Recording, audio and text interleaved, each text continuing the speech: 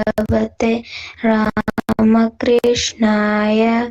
ಓಂ ನಮೋ ಭಗವತೆ ರಾಮಕೃಷ್ಣಾಯ. ಓಂ ನಮೋ ಭಗವತೆ ರಾಮಕೃಷ್ಣಾಯ. ಓಂ ನಮೋ ಭಗವತೆ ರಾಮಕೃಷ್ಣಾಯ.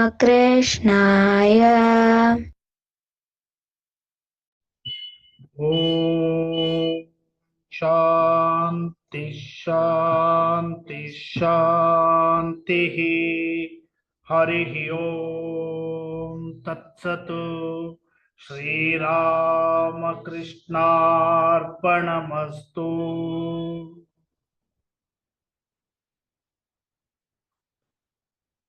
ಎಲ್ಲರೂ ಶ್ರೀರಾಮಕೃಷ್ಣರಿಗೆ ಪ್ರಾರ್ಥನೆಯನ್ನು ಸಲ್ಲಿಸಿ ಅವರ ಪಾದ ಪದ್ಮಗಳಲ್ಲಿ ನಮಸ್ಕರಿಸಿ ಅವರ ಕೃಪೆಯನ್ನು ಬೇಡಿ ನಿಧಾನಕ್ಕೆ ಕಣ್ಣುಗಳನ್ನು ತೆಗೀರಿ.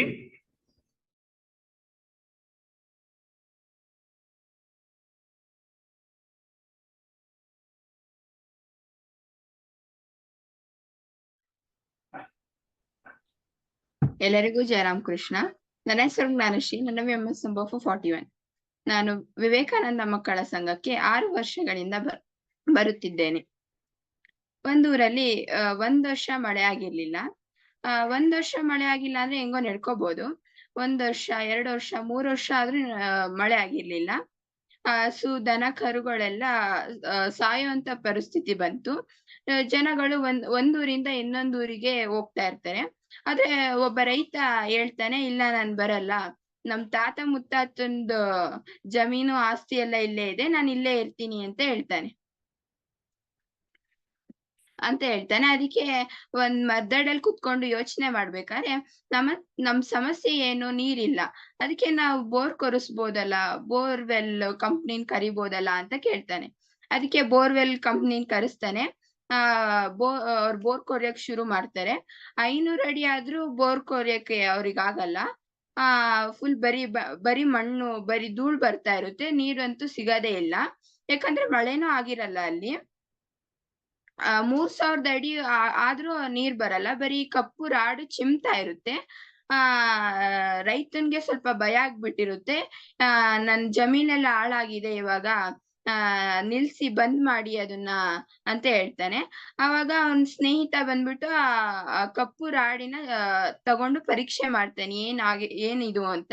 ಅವಾಗ ಪರೀಕ್ಷೆ ಮಾಡ್ದಾಗ ಗೊತ್ತಾಗುತ್ತೆ. ಅವಾಗ ಅವ್ನ್ ಬಂದ್ ರೈತನ್ಗೆ ಹೇಳ್ತಾನೆ, ನೀನ್ ತುಂಬಾ ಅದೃಷ್ಟ ಪಡ್ದಿದ್ಯಾ ಅಂತ. ರೈತ, ನಾನೆಲ್ಲ ಅದೃಷ್ಟ ಪಡ್ದಿದೀನಿ, ನನ್ ಜಮೀನೆಲ್ಲ ಹಾಳಾಗ್ತಾ ಇದೆ ಇಲ್ಲಿ ಅಂತ ಹೇಳ್ತಾನೆ. ಅವಾಗ ಅವನ್ ಸ್ನೇಹಿತ ಹೇಳ್ತಾನೆ, ನೀನು ಬೋರ್ ಕೊರ್ಸಿದ್ದೇನ್ಕೆ ನೀರ್ ಬರಕ್ಕೆ, ನೀರ್ ಬದ್ಲು ಎಣ್ಣೆ ಬಂದಿದೆ ನಿನಗೆ ಅಂತ ಹೇಳ್ತಾನೆ. ಆ ಎಣ್ಣೆ ಮಾರಿದ್ರೆ ನೀನ್ ತುಂಬಾ ಶ್ರೀಮಂತ ಆಗ್ತೀಯ, ನಿನ್ ದುಡ್ಡು ಬರುತ್ತೆ ನಿನಗೆ ಅಂತ ಹೇಳ್ತಾನೆ. ಅವನ್ ಹೇಳ್ದಂಗೆ ಅವ್ನ್ ನಡ್ಕೋತಾನೆ, ಅದನ್ನ ಮಾರ್ತಾನೆ. ಅವ್ನ್ ತುಂಬಾ ಹಣ ಬರುತ್ತೆ. ಹಗ್ಲು ಪೂರ್ತಿ ಫುಲ್ ಬೋರ್ ಕೊರಿಸ್ತಾ ಇರ್ತಾನೆ, ಪಂಪ್ ಬಿಡ್ತಾ ಇರ್ತಾನೆ.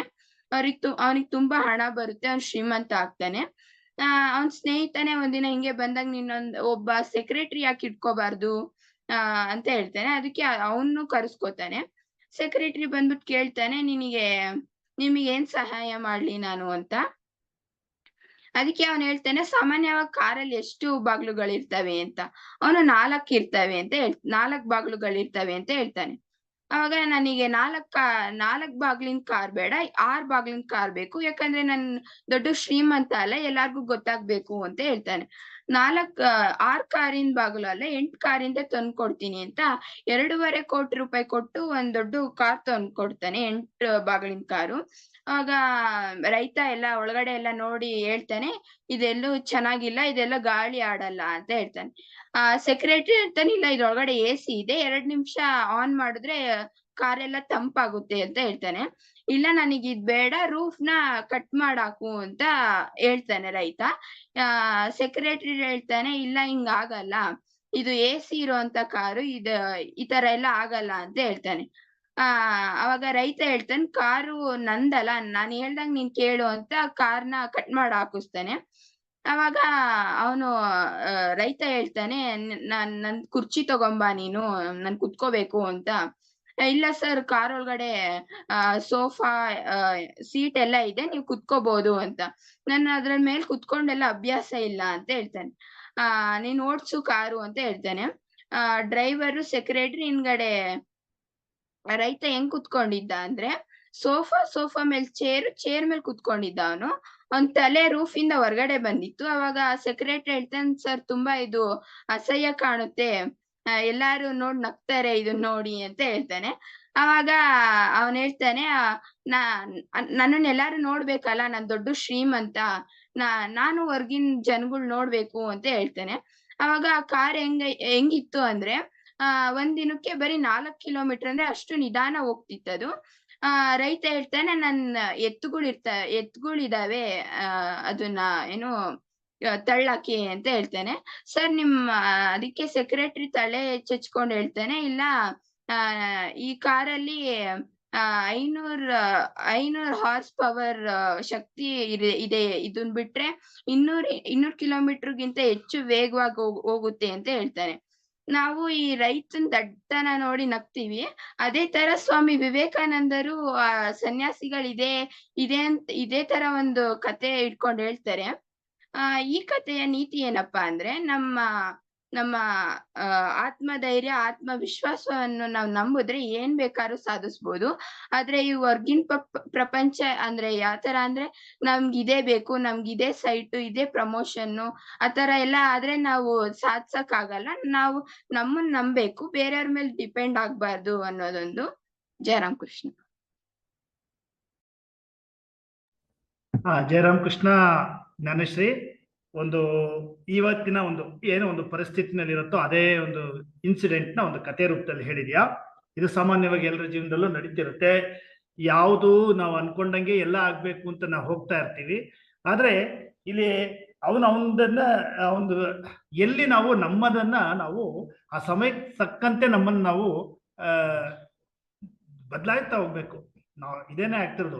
ನಾವೆಲ್ಲ ಇವತ್ತು ಏನಾಗಿದ್ದೀವಿ ಅಂತಂದ್ರೆ, ಎಷ್ಟೊಂದು ವಿಚಾರಗಳಲ್ಲಿ ನಾವು ಹಳೆ ಕಾಲದಲ್ಲಿ ಏನ್ ಹೇಳ್ಕೊಂಡ್ಬರ್ತೀವೋ ಅದನ್ನೇ ಫಾಲೋ ಮಾಡ್ತಾ ಇರ್ತೀವಿ. ಅದು ಹಿಂಗೆ ಆಗ್ಬೇಕು ಅಂತ. ಇಲ್ಲಿ ಒಂದು ಉತ್ತಮವಾದಂತ ಒಂದು ಮೆಸೇಜ್ ಕೊಟ್ಲ ನೋಡಿ ಈ ಕಥೆನಲ್ಲಿ. ನಾವು ಪರಿಸ್ಥಿತಿಗೆ ತಕ್ಕಂತೆ ಬದಲಾಯಿಕೊಂಡು ನಮ್ಮ ಮಾರ್ಗ ಸುಲಭವಾಗಿ, ನಾವೀಗ ಆಧ್ಯಾತ್ಮಿಕ ಮಾರ್ಗದಲ್ಲಿ ಹೋಗ್ತಿತ್ತು ಅಂದಾಗ ಯಾವ್ಯಾವ ಮಾರ್ಗದಲ್ಲಿ ಹೋಗ್ಬೇಕು ಅದಲ್ಲೇ ಹೋಗ್ಬೇಕು ಅನ್ನೋ ಒಂದು ಅಂಶ ಇರುವಂತದ್ದು. ಒಳ್ಳೆಯ ಒಂದು ಉತ್ತಮವಾದಂತ ಕಥೆನ ನಮ್ಮೊಂದಿಗೆ ಹಂಚಿಕೊಂಡಿದ್ದಾಳೆ.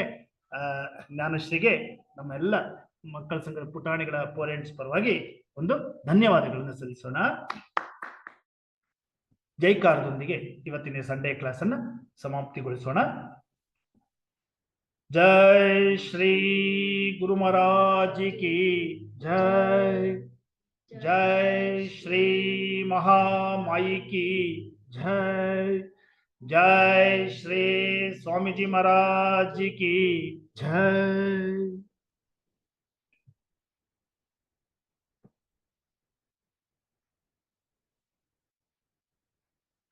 ಮತ್ತೆ ಇವತ್ತಿನ ಈ ಒಂದು ವಾಲಂಟ್ರಿ ಕೆಲಸ ನಮ್ಮ ಅನಿರುದ್ಧ್ ಬಂದ್ ಮಾಡಿದ್ದಾನೆ.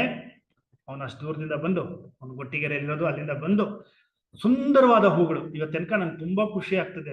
ದಿವ್ಯತೆಯರಿಗೆ ಎಷ್ಟು ಚಂದ, ಅದು ಏನ್ ಫ್ರೆಶ್ ಹೂಗಳನ್ನ ತಗೊಂಡ್ ಬಂದು ಆ ಆನಂದ, ಆ ದಿವ್ಯತೆಯನ್ನ ಅಲಂಕಾರ ಮಾಡೋದೇ ಒಂದು ದೊಡ್ಡ ಆನಂದ. ಆ ದಾಸವಾಳ ಹೂಗಳೆಲ್ಲ ತಂದು ಜೋಡಿಸಿ ಎಷ್ಟು ಚೆನ್ನಾಗಿದೆ ಇವತ್ತು ಶ್ರೈನ್. ತುಂಬಾ ಇಲ್ಲಿ ಕೂತಿದ್ರೆ ಆ ಒಂದು ಪ್ರೆಸೆನ್ಸ್ ಗೊತ್ತಾಗ್ತಾ ಇರುತ್ತೆ. ಹಾಗೆ ತುಂಬಾ ಸುಂದರವಾದ ಹೂಗಳನ್ನ ತಂದು ಅವ್ರ ತಂದೆ ಕೂಡ ಅವನ ಜೊತೆಗೆ ಸೇರ್ಕೊಂಡು ಇವತ್ತು ಫುಲ್ ಅರೇಂಜ್ಮೆಂಟ್ಸ್ ಮಾಡಿದ್ದಾನೆ. ಅನಿರುದ್ಧಗೂ ಕೂಡ ನಮ್ಮ ಎಲ್ಲ ಮಕ್ಕಳ ಸಂಘದ ಪುಟಾಣಿಗಳ ಪರವಾಗಿ ಧನ್ಯವಾದಗಳನ್ನ ಸಲ್ಲಿಸೋಣ. Thank you Anirudh.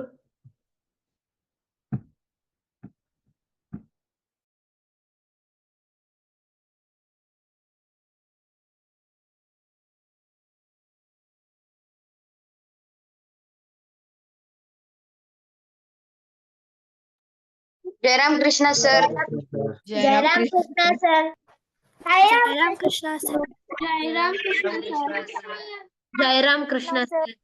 Jayaram Krishna sir. Jayaram Krishna sir. Jayaram Krishna sir. Jayaram Krishna sir.